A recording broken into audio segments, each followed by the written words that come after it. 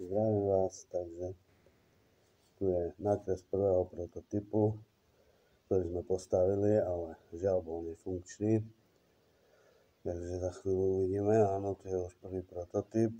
Rozobrali sme ho, skúšali všetky možné veci na ňom, no a zistilo sa, že vlastne tie magnety, ktoré sa doteraz používali, čiže rovné, tu sú rovné magnety, vlastne nevyhovujú kvôli tomu na magnetických pohónoch alebo motoroch, ako ich volajú, pretože vzniká príťah opačných polov, tu je už vyobrazený ten príťah opačných polov magnetov a vzniká tzv. Magnetická rovnováha.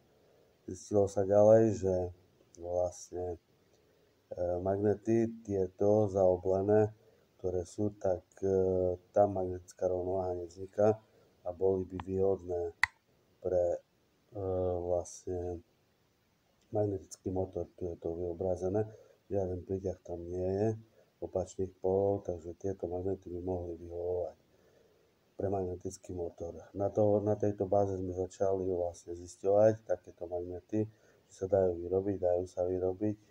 Jeden by mal stať 61,56 eur.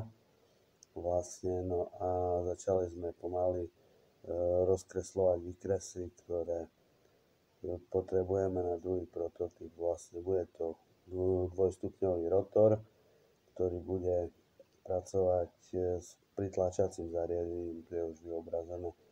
Aj to pritlačacie zariadenie vo viacerých, vlastne bude to vo viacerých okruhoch magnetických, takže asi toľko.